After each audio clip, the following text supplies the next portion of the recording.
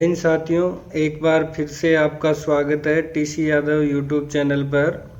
आज मैं आपको शिक्षक ऐप पर ORF ओरल रीडिंग फ्लुएंसी मूल्यांकन की प्रोसेस कैसे पूरी की जाती है के बारे में बताऊंगा। शुरू करने से पहले ये सुनिश्चित कर लें कि आप एक स्मार्टफोन का यूज कर रहे हैं। आपके फ़ोन में एक्टिव इंटरनेट कनेक्शन हो, चाहे वो वाईफाई या मोबाइल डेटा, और आपका माइक्रोफोन सही तरीके से कार्य कर रहा हो।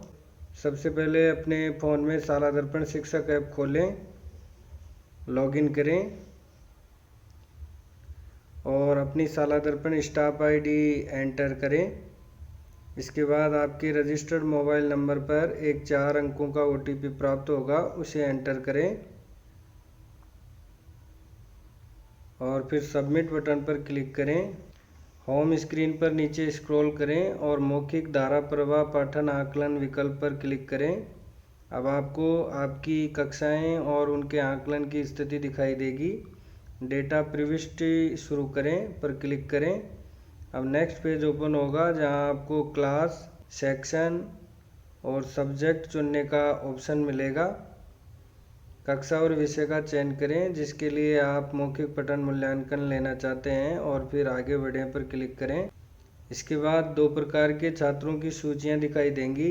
पहली, पूरा नहीं हुआ, यानी जिन छात्रों का मूल्यांकन अभी तक पूरा नहीं हुआ है, और दूसरी, सफलतापूर्वक पूरा, यानी जिनका पहले ही मूल्यांकन सफलतापूर्वक हो चुका है। पूरा नहीं हुआ सूची से किसी एक छात्र का चयन करें।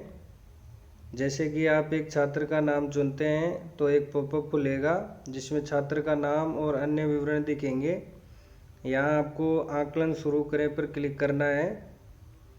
अब मूल्यांकन शुरू होने से पहले आपको कुछ जानकारियाँ दिखाई जाएंगी, जिसमें बताया जाएगा कि मौखिक धारा प्रवाह पठन क्या है, ये कैसे काम करता है और इसमें अक्सर पूछे जाने वाले प्रश्न क्या हैं।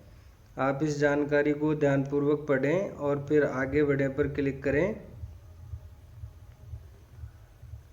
इसके तुरंत बाद आपके मोबाइल डिवाइस से कुछ परमिशन मांगी जाएंगी।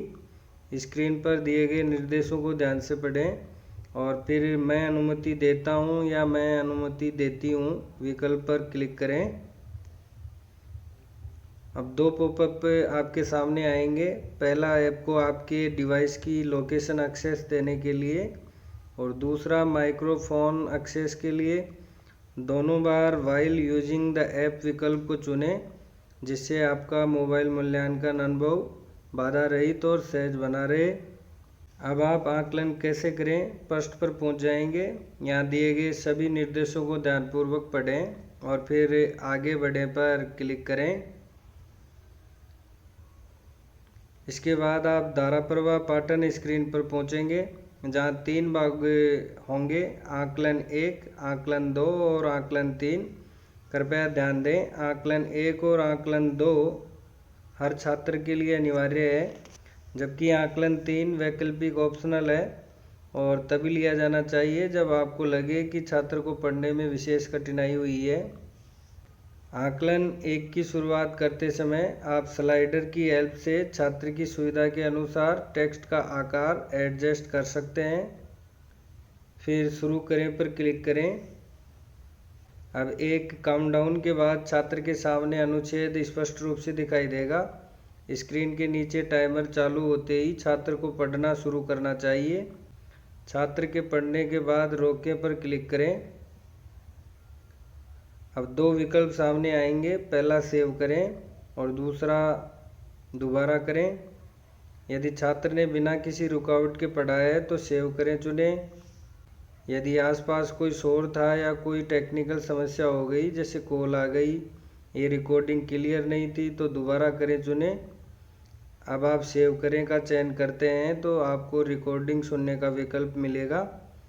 स्क्रीन पर कुछ बिंदु बताए जाएंगे जिन पर रिकॉर्डिंग सुनते समय ध्यान देना है। यदि सब कुछ स्पष्ट और सही है तो सबमिट करें पर क्लिक करें, अन्यथा आकलन को दोबारा करें। अब स्क्रीन पर पॉपअप दिखाई देगा जिसमें लिखा होगा रिकॉर्डिंग सफलतापूर्वक सबमिट हो गई। अब आप आकलन 2 के लिए आगे बढ़ें पर क्लिक करें।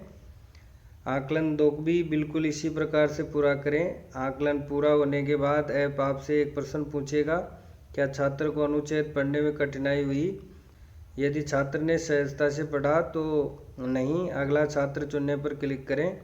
और यदि छात्र को कठिनाई महसूस हुई तो हाँ, सरल आकलन दिखाएं पर क्लिक करें, जिससे आप उसी छात्र के लिए आकलन 3 शुरू कर सकें।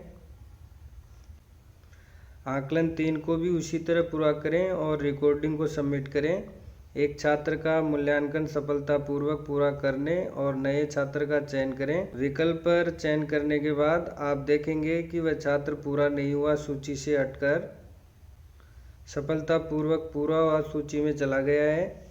इसी तरह आप उन छात्रों का भी मूल्यांकन कर सकते हैं जिनकी रिकॉर्डिंग पहले सफलतापूर्वक नहीं हो पाई थी।